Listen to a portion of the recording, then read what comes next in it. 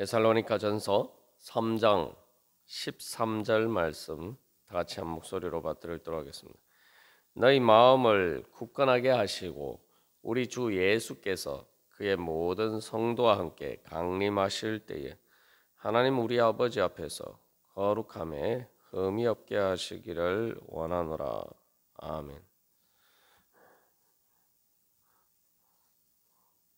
우리가 구원받기 위해서는 우리의 마음이 굳건해져야 됩니다.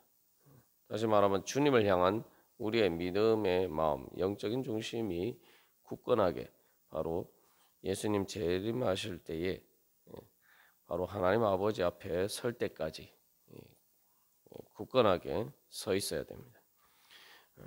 그것은 바로 예수님을 주님으로 믿는 믿음이고 하나님을 우리 아버지로 믿는 바로 그 믿음의 마음이죠. 그래서 이 마음이 굳건하게 된다는 것은 되기 위해서는 우리가 바로 이 영적인 중심, 그 믿음의 마음이 점점 커져가고 그것과 더불어서 우리의 흠많은 우리 그런 마음의 부분들과 또 몸의 그러한 것들을 벗어버리는 과정이다. 우리가 그렇게 나눴습니다. 그래서 결국 그래서 우리에게 여러 가지 흠이 있지만 그러나 그것들이 아니라 우리의 마음, 우리의 믿음의 중심, 영적인 중심의 마음이 바로 우리의 삶의 방향을 결정하고 결국 그것을 따라가는 것이 우리의 삶이 될 때에 우리가 하나님의 은혜로 거룩함에 흠이 없는 바로 그 자리에 서게 됩니다. 그래서 여기서 이제 중요한 것은 우리의 마음이 굳건하다는 것은 이 마음의 방향이 굳건해져야 된다는 거죠. 다시 말하면 마음의 방향이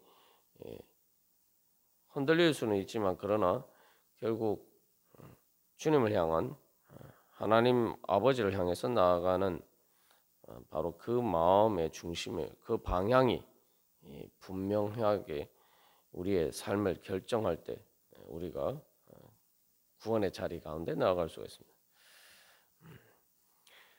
그래서 이건 이제 우리가 구체적으로 우리의 마음이 굳건하게 된다는 것을 회개에 비추어봐서 또 우리의 마음의 방향이라는 관점에서 이제 돌이켜 보면은 우리가 여러 가지 흠 때문에 우리의 마음이 흔들릴 수는 있지만 그러나 결국은 주님을 따르는 마음이 우리의 중심이 되고 최종적으로 결국은 결정적인 순간에 누구를 따르느냐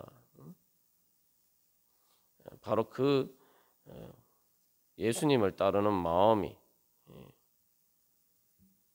우리의 가장 결정적인 마음의 방향이 되어야 된다는 거죠.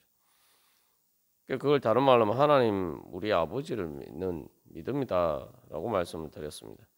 그래서 예수님께서 너희가 어린아이와 같이 되지 않으면 천국에 들어갈 수 없다라고 말씀하셨는데 어린아이들이 보면은 흠이 많죠. 흠이 많은 정도가 아니라 정말 부족하고 무력하고 무능하지만 그러나 어린아이들은 결국은 뭐 때론 때를 쓸 때도 있고 또는 잘못할 때도 있지만 또 부모님의 말을 엄마 아빠의 말을 안 따를 때도 있지만 자기 고집을 부릴 때도 있어요.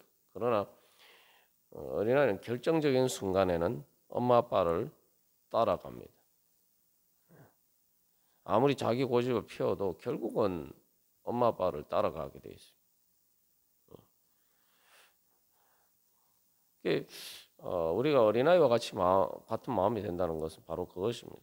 우리가 다윗의 예를 들어서 보았습니다만 결국은 이 어린아이가 마지막에 엄마 아빠를 따라갈 수밖에 없는 것은 내가 아무리 고집을 피워도 결국은 엄마 아빠와 떨어져서는 살 수 없다.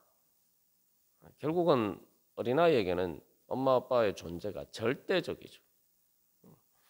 말 그대로 우리의 삶의 마음의 중심에 예수님이 절대적이어야 돼요. 그게 예수님이 우리 주님인 겁니다. 하나님이 우리 아버지시기 때문에 우리에게 절대적인 분이 되어야 된단 말이죠. 그러면 우리가 결국 결정적인 순간에 최종적으로는 우리의 마음의 방향을 결정하는 것은 예수님을 따라가는 것, 하나님 아버지께 순종하는 것이 됩니다. 그러니까 우리의 마음에 그 중심이 있어야 되고, 우리가 연단의 과정 속에서 계속 그 마음의 중심이 점점 굳건해져야 됩니다. 그게 이제 영적인 성장의 과정이고, 그것이 바로 성화의 과정이죠. 그래서 이제 그 마음의 중심을 잘 보여주는 것, 그 마음이 굳건하게 된다는 것이 어떤 것인지를 예수님께서 가장 잘 보여주셨죠. 그래서 이 마음의 문제와 관련해서 예수님 재림하실 때 하나님 우리 아버지 앞에서 그 하나님의 심판대 앞에서 우리의 마음이 어떻게 드러나느냐, 이제 그 문제라고 말씀드렸죠. 그 문제를 우리가 어떻게 판단할 수 있느냐? 내 마음의 환경 때문에 아직 드러나지 않은 부분들이 있지만, 그러나 그 주님의 빛 가운데서는 숨겨진 모든 것들이 다 드러난단 말이죠. 그리고 사실 그 숨겨진 마음의 동기라고 이야기하지만 그것들이 무의식적으로 우리의 삶의 방향을 결정합니다. 그래서 결국은 또 마지막 주님 재림하실 때에도 우리의 삶의 방향을 결정하죠. 그게 숨겨진 마음의 중심, 내 마음의 중심이 뭐냐라는 것이죠. 그것을 판단하는 중요한 기준 중에 하나가 바로 하나님 보시기에, 여기서도 하나님 우리의 아버지 앞에서라고 되어 있는데, 그것을 판단할 수 있는 하나의 척도는 하나님 보시기에는 하나님의 관점입니다. 그 다른 말로 하면은 하나님의 관점을 우리가 정확하게 알 수가 없죠. 그러나 그것을 한 가지 시험할 수 있는, 검증할 수 있는 방법이 있습니다. 그러면 그것은 뭐냐면은 내가 하나님과 같은 위치에 있다라고, 이제 가정이죠. 내가 진짜 하나님과 같은 위치에 있을 때에 내가 어떻게 행동할 것인가, 내가 어떤 마음으로 어떻게 어떤 삶의 방향으로 나아갈 것인가. 우리가 그런 이제 가정적인 가정에서 이렇게 우리를 비춰보면은 우리의 마음의 중심을 잘 검증할 수가 있습니다. 그건 완전한 이제 자유, 내가 완전한 자유를 가졌을 때, 또 내가 모든 것을 내가 원하는 대로 마음대로 할 수 있는 능력을 가졌을 때에 내가 어떻게 할 것인가. 거기에 비춰보면 내 진짜 마음의 최종적인 결정적인 순간에 누구를, 내 마음의 방향이 어디를 향하는지를 알 수가 있죠. 그러니까 이제 그것에 대해서 이제 우리가 구원받는 마음의 중심이 무엇인지를 보여주는 게 바로 예수님입니다. 그러니까 예수님은, 그래서 빌립보서 2장 5절에서 8절까지 말씀에서 사도 바울이 그렇게 이야기하죠. 너희 안에 이 마음을 품어라. 곧 그리스도 예수의 마음이니. 그러니까 우리의 마음이 굳건하게 된다는 것은 우리 안에 여러 가지 마음이 있죠. 근데 그리스도 예수의 마음이 우리의 중심을 차지하고, 그것들이 결국은 내 삶의 결정적인 순간에, 최종적인 순간에 나를 결정하는 것이 되어야 된단 말이죠. 그러니까 그리스도 예수의 마음을 하나님께서 성령님을 통해서 우리에게 주셨고, 그것을 로마서 8장에서는 우리의 영, 내 영이라고 이야기하죠. 그 내 영이라고 하지만 이제 그리스도 예수의 영, 예수님의 영과 같은 영을 주셨던 그 성령님을 통해서 우리가 이제 하나님 아버지의 독생자이신 하나님 아버지의 아들이신 예수님과 같은 그러한 영을 우리가 받았고, 그런 영으로 우리가 거듭났다는 말이죠. 그 영이라는 것은 결국은 마음의 중심을 이야기하는 것이고, 우리의 마음을 지배하는 것이고, 우리의 마음을 지배하면서 우리의 몸까지 지배하는 것입니다. 그래서 이 영은 우리의 마음과 우리의 몸과 우리의 삶을 방향을 결정하는 배의 키와 같은 것이죠. 그러니까 우리가 바로 그래서 이 영적인 성장의 과정을 통해서 바로 그 영이 이제 굳건하게 돼요. 영을 따르는 마음이 굳건하게 돼요. 마음의 중심이 영이라고 할 수가 있고, 그렇기 때문에 그런 의미에서 또 영을 마음이라고 이제 볼 수도 있는 거죠. 그래서 사도 바울은 그리스도 예수의 마음을 품으라라고 얘기했습니다. 그런데 그리스도 예수의 영을 따라서 우리가 그 마음으로 자라가야 된다는 거죠. 근데 그 마음이 어떤 마음이냐 하면, 그는 근본 하나님의 본체시나 하나님과 동등됨을 취할 것으로 여기지 아니하시고 오히려 자기를 비워 종의 형체를 가지사 사람들과 같이 되셨고 사람의 모양으로 나타나사 자기를 낮추시고 죽기까지 복종하셨으니 곧 십자가에 죽으심이라. 한마디로 말하면은 이 예수님의 마음은 자기를 낮추시고 하나님 아버지께, 성부 하나님께 죽기까지 복종하는 마음이란 말이죠. 다른 말로 하면 이거는 이제 순종입니다. 믿음은 회개면서 동시에 그 회개가 뭐냐? 순종이. 탕자가 회개하면서 자기 아버지께 돌아갈 때에 뭐라고 이야기합니까? 내가 여기서 이렇게 굶어 죽을 바에는 차라리 아버지 집으로 돌아가서 아버지의 자녀로서 대우는 받지 못한다 할지라도 아버지의 품꾼으로 살아도 내가 이거보다는 낫겠다, 그렇게 이야기해요. 그래서 이 탕자의 거기서 이렇게 결국 자기가 아버지를 떠나서 불순종하고 그렇게 했지만 결국은 자기의 삶의 결정적인 순간이 왔을 때 내가 살기 위해서는 아버지께 돌아가야겠구나. 그래서 아버지의 품꾼이 뭡니까? 품꾼은 주인이 시키는 대로 일을 하는 거죠. 아버지의 말을 따라서 아버지의 지시와 명령을 따라서 그렇게 일하는 품꾼이 되는 것이 훨씬 낫다. 그래서 결국은 그 죽는 순간에 죽음, 내 생명의 문제에 부딪혔을 때에 아버지께 돌아가서 아버지께 순종하는 것을 선택했단 말이죠. 그게 내가 살 길이라고 생각한다. 그게 지금 내가 내 마음대로 사는 것보다 훨씬 행복하다라고 생각했단 말이죠. 그러니까 우리의 마음의 중심에 바로 그것이 있어야 됩니다. 그러니까 탕자가 그 아버지를 떠났다고 하는데, 그러니까 결국은 보면은 마지막 순간에 내가 살 길은 아버지한테 돌아가는 것이다. 이 마음의 중심이 분명한 거죠. 그 마음의 중심이 결국은 드러난 거예요. 그 상황 가운데서 결국 죽게 되었을 때 자기가 정말 밑바닥으로 내려갔을 때에 그 환경 가운데서 사실은 아버지께 불순종하는 마음이 아니라 아버지께 돌아가야겠다, 아버지께 순종해야 되겠다는 마음이 중심이 그 환경 가운데서, 그 어려운 환경 가운데서 오히려 드러났단 말이죠. 그게 바로 믿음입니다. 우리가 여러 번 강조해서 나눈 것처럼 믿음은 하나님 믿고 의지하는 거예요. 그러니까 시험을 닥쳤으니까 아이고 내가 믿음이 흔들린다. 그건 마음의 믿음의 중심이 없는 겁니다. 아이들이 보십시오. 아이들이 왜 자기 마음대로 고집을 부리고 때를 쓰고 막 그렇게 하지만 왜 결국은 엄마 아빠를 따라갈 수밖에 없습니까? 결국 자기가 제일 힘들 때는 자기가 할 수 없으니까 엄마 아빠를 찾고, 그죠?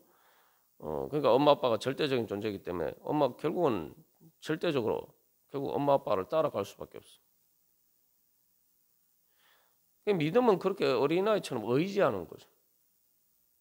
의지한다는 게 뭐냐? 내 생명이 하나님 아버지를 따르는 데 있다. 그 중심이, 그게 바로 믿음이. 그게 바로 또 우리가 그래서 마음이 흔들릴 때도 있고 엉뚱한 마음을 따라서 탕자처럼 그렇게 엉뚱한 길로 가고 방황할 때가 있지만, 그러나 내가 살 길은 결정적인 순간에 내가 살기 위해서는 아버지께 돌아가야겠구나. 아버지께 순종해야 되겠구나. 우리의 마음에 그 중심이 있어야 된다 말이죠. 그러면은 결국은 시험이든 환란이 닥치면 오히려 아이고 내가 하나님 아버지께 돌아가야 되겠구나 이런 생각이 드는 거예요. 우리 안에 그런 마음이 있어야 되는 거예요. 데살로니가 교회 성도들 보면 바로 그런 마음이 있었죠. 내가 환란이 닥치니까 시험에 들어서 아유 믿음이 흔들린다. 겉으로 보면 그 말이 맞는 것처럼 보이지만 당연한 것처럼 보이지만 우리가 그렇게 믿음이 흔들리는 것처럼 보일 때도 있지만 그러나 결국은 그 가운데서 내가 힘들고 어려우면은 내가 주님을 믿고 의지하는 마음이 되어야 된다. 그게 바로 믿음입니다. 그래서 연단의 과정에서 환난 가운데서 오히려 마음이 굳건하게 되는 거예요. 위에 배를 타고 가는데 풍랑을 만나죠. 그러니까 사람들이 어떻게 행동합니까? 요나가 이제 하나님께 불순종하면서 다시스로 가는 배를 타죠. 그 다시스로 가는 배를 탔는데 풍랑을 만나서 이제 사람들이 죽게 되니까 어떤 행동을 취합니까? 배에 있는 모든 것을 다 버립니다. 그 버릴 때 아유 이게 아깝다 이런 생각 안 하죠. 막 주저하면서 그러잖아요. 그 절박한 순간이기 때문에 아무것도 생각하지 않고 무조건 다 버립니다. 살기 위해서. 그렇게 하다 보니까 거기에서 이제 이 요나의 불순종의 문제 때문에 그런 일이 닥쳤다는 것을 발견하게 돼요.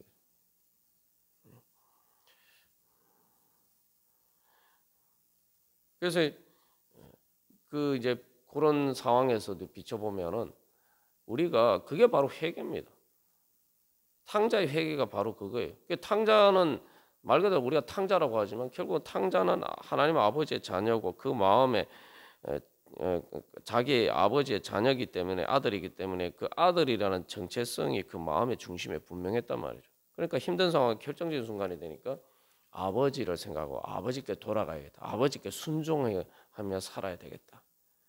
그것이 마음의 중심이 돼서 결국은 결정적인 순간에 아버지께 돌아가게 돼요. 그것은 바로 내 생명이 어디 있느냐, 내 생명의 문제.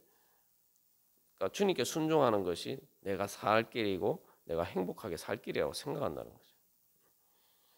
예수님은 그런 상황이 아니었습니다. 그러니까 환란이 닥치지 않은 상황에 있음에도 불구하고 자기 모든 영광을 버리고 하나님 아버지께 순종하죠. 그래서 앞에서 나눈 것처럼 앞에서 이야기한 것처럼 예수님은 진짜 하나님이시란 말이에요. 그러니까 우리는 하나님이라는 걸 가정에서 내가 하나님과 같은 자유와 능력을 가지고 있다. 그것은 또 다른 말로 내가 하나님이기 때문에 내가 내 마음대로 해도 아무도 나를 제재할 사람이 없다. 이게 이제 보통 세상에서 말하는 이제 최고 권력자의 자리에 갔을 때 문제죠. 우리가 이제 현실에서도 보면은 별로 이렇게 문제가 없는 것처럼 보이는 사람도 지위가 올라갈수록 그 문제들이 나타납니다. 사실 많은 문제들이 서울시장 정도까지 해도 안 나타나는 그 문제들이 대통령을 하면 나타나요. 그 왜 그러냐 하면은 대통령은 대한민국에서 최고의 권력을 가진 사람이에요. 그러니까 그 자리에 갔을 때 그야만 나타날 수 있는 부분들이 있단 말이죠. 감추어진 흠들이 있단 말이죠. 이게 대통령의 자리에 있었던 사람들이 다 이렇게 우리하고 뭐 별반 이상한 사람들이라고 자꾸 생각하면 안 돼요. 이상한 사람들이 아니라 우리도 그 자리에 갔을 때 어떻게 우리 안에 마음에 감추어진 어두운 부분이나 흠들이 어떻게 나타날지 우리가 알 수가 없다. 이 갑질이란 것도 그렇죠. 많은 경우 보면은 지위가 낮고 다른 사람 밑에 있을 때는 굽신굽신거리고 자기의 정체를 감추고 있다가 이제 자기 마음대로 할 수 있는 딱 위치에 올라갔을 때 자기의 본색을 드러내는 사람들이 얼마나 많은지 몰라요. 그래서 낮은 자리에 있을 때는 참 저 사람 괜찮다, 뭐 별로 흠이 없다 이래서 이제 그 후계자로 이렇게 지명을 했는데, 뭐 교회도 그렇고 이제 뭐 그런 일이 세상에 비일비재합니다. 근데 그 사람이 딱 그 이제 진짜 자기 마음대로 할 수 있는 최고의 그 공동체나 조직에서 제일 높은 자리에 올라갔을 때 자기 본색을 드러내는 사람들이, 감추어진 본색을 드러내는 사람들이 얼마나 많은지. 그래서 사람들이 쏘갔다 뭐 이렇게 생각하지만 사실은 원래 그 사람 마음의 중심에 그런 게 있어요. 직접 그 여러모로 사실은 그런 친구들은 다 사실은 이제 보이는 거죠. 근데 이 예수님을 보면, 예수님이 이제 뭘 보면은 그것과 정반대죠. 예수님은 말 그대로 그런 완전한 하나님과 같은 진짜 그런 위치에 계셨는데, 오히려 자기 하나님과 동등됨을 취할 것으로 여기지 아니하시고 자기를 낮추셔서 성부 하나님께 죽기까지 철저하게 복종하셨단 말이죠.